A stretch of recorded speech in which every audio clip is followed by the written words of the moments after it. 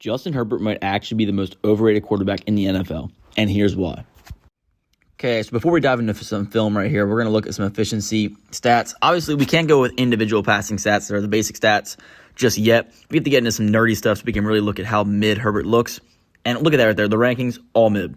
We got 12, 12, 17, 9, 8, 6, 8, 12, 20.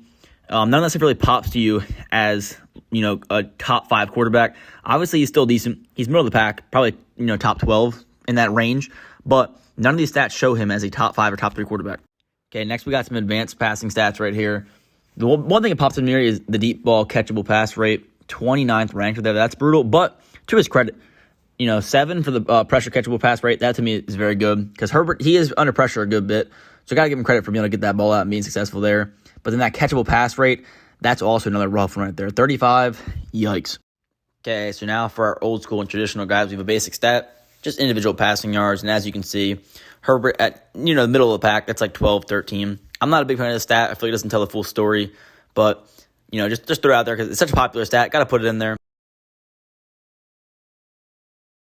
Now, here's a big one for me. He is very inefficient in comebacks, especially this season. All 3 of the Chargers' losses this season, he's had a chance to come back. They've been decided by a point total of 8 points, and Herbert has played terrible. 9 of 15, 90 yards and an interception.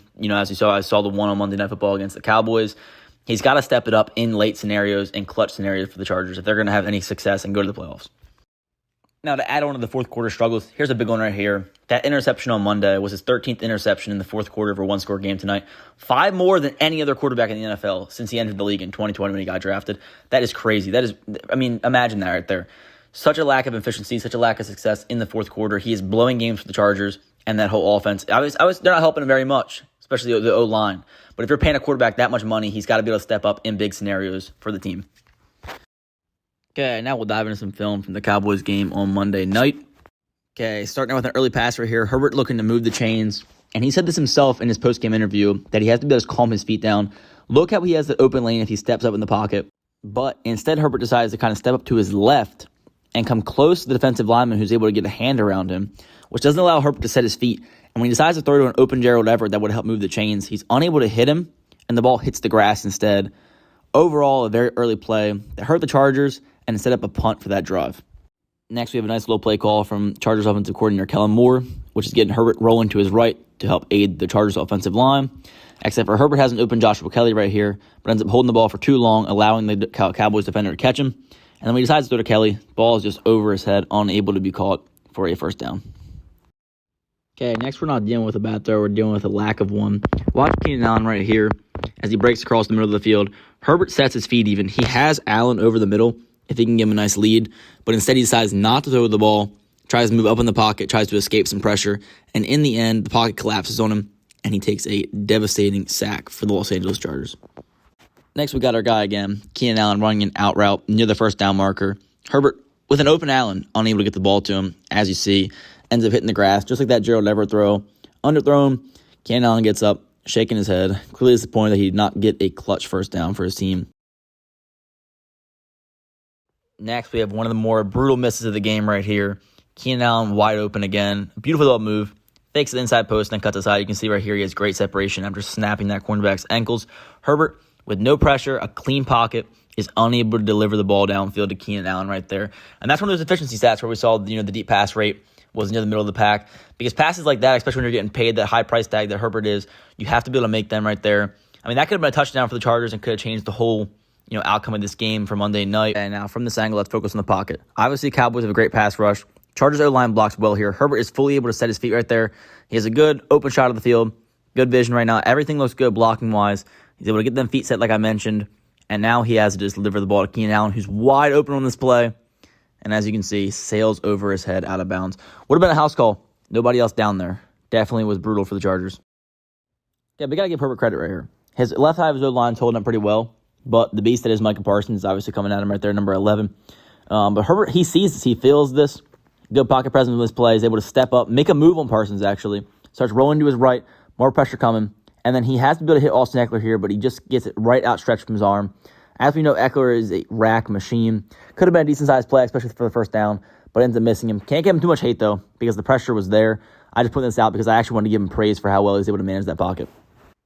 Okay, so now, we're going to go over Herbert's vision as well as the situational awareness right here by showing you all the receiving options, his 5 receiving options, as well as where they're aligned and the context of the play. So it's 3rd and 14 in a tie ball game. As you can see, they're on their own 40. A short completion here could potentially get them in field goal range to take the lead. And now as this place to break down, here we go. We'll pause it. Herbert, 5 options right here. Put yourself in his shoes. You're rich. You're making millions. But now you got to make a decision. You got a clean pocket. No real pressure. 5 options. Who are you going with? You have 2, almost flat routes where you can get some yak right there. Yards after catch. Potentially get close to the field goal range. You also have your dependable option, Keenan Allen right there, running a curl or a hitch. That can get you close to the first down and definitely in field goal range. But then you also have Quentin Johnson running downfield a deep corner with a high safety watching you right there that could potentially lurk and make a play on the ball. You decide to go with Quentin Johnson, throw the deep corner like Herbert did. But in this situation, though, you have to be able to hit that pass. He has decent separation, actually. With a proper lead downfield, he can get that right there. But as we mentioned, the deep ball completion percentage and efficiency is not very high currently this season. And that play is an example of that because that could have been a major play for the Los Angeles Chargers. But instead, it made it 4th and 14, and the Chargers inevitably had to punt. Reason that I like this play right here, Herbert ends up rolling right. Not a lot of pressure here. He decides not to set his feet and decides to throw on the run instead, which works. It's flashy, but only when it's actually an accurate pass. Obviously, you see here an errant throw yet again that goes out of bounds. Okay, we got a red zone play right here. Herbert drops back, little play fake, rolling to his right yet again. Looking, and he has an open receiver right there, but the ball has to be thrown right now. His release ends up being too late, which makes it a foot race from this route right here, and the corner's able to catch up and make a beautiful 4th down stop that turns the ball over to the Dallas Cowboys. We got Herbert back in the red zone, 3rd and goal this time instead of 4th and goal. He looks for the corner in the end zone, essentially throws in double coverage, but luckily it's not intercepted because he throws it almost out the back of the end zone. Okay, now that's the play I want you guys to remember here. Herbert is going to try to force a ball in the bottom of our screen right there on an in-breaking route where it's almost intercepted. The Cowboys defender makes such a good read on that play. Very tight coverage, a ball that Herbert probably should not have thrown right there. He was doing a lot of scrambling in this game. He probably should look for a lane where he could have just picked up some positive yardage going forward. But instead, he tried to force it to the receiver. Here's the alternate angle right here where we can kind of see, just a quick little scan through his progressions. Looks, sees the in-breaking route downfield, throws it, and that right there, it looks like he's thrown to the Cowboys defender. But luckily, he's got butterfingers, can't catch the ball. Ball pops up. Honestly, not a great route right there by Joshua Palmer, but Herbert probably shouldn't have thrown that ball also. So it goes for both of them. Just not a great play by the whole Chargers offense, as a whole right there. Okay, so this one really bugged me again because we're in the red zone of a very close game. We're going to watch Joshua Palmer up top. He's going to run an in route. We got number 5. I'm going to circle him. There we go. Okay, so he's going to run that in route. He's going to get open, and Herbert's going to make the read right there. He has it. He recognizes it, throws it, and it's just inaccurate yet again. Ball is behind Joshua Palmer. An incomplete pass. When the game is decided by less than 7 points, and you look back and you see these throws that could have been, should have been, touchdowns, whatever drive it is, it just hurts to watch. And if that last red zone miss wasn't enough to make you cringe, here's another one on the very next play. So a little motion right there from Keenan Allen shows that it's man coverage. And 14, the middle linebacker right there, is on Austin Eckler. As you notice, though, he'll get bottled up by this route concept, which allows Eckler to be wide open. If Herbert throws that ball right now, it's an easy touchdown, walk in. But instead, he waits a little too long, that hesitation. It's his first read, too. Allows him to throw the ball late, a little under, makes Eckler turn, and then he can no longer get in the end zone and get stuffed at the 1. Even Troy Aikman, obviously Hall of Fame quarterback, that was the first thing you noticed when you watched the replay if you were watching the broadcast on Monday Night Football. He was saying how the ball was just thrown way too late. If it's early, it's a walk-in touchdown. It's something that Herbert has to have, especially considering it's his first read on the play, reading right to left, flat route first. We have another missed pass to Keenan Allen right here as Herbert pump fakes. Allen runs a beautiful sluggo, gets wide open, and then Herbert just cannot hit him. Allen, big guy, stretching out, still can't grab it though. Inaccurate. Okay, so now for the last play of our review. Coincidentally, it's also the last play of the Chargers offense right here. So, watch Quentin Johnson up top. He's going to run a curl route or a hitch route right here. And if you remember the play that I said, remember this play that should have been intercepted, Herbert throws almost the exact ball right there where it was tight contested coverage and it ends up being intercepted this time. Not bad up in the air like previously. This time it's a game-sealing interception right there. Not a clutch play and a brutal end to a very subpar game by Justin Herbert. Overall, I think a lot of people will hate this, but hey, the truth hurts. I know Gavin will hate this. Gavin, co-host Tidbit Sports. I'm Adrian from Tidbit Sports. I hope you enjoyed the video. Hope you enjoyed the breakdown.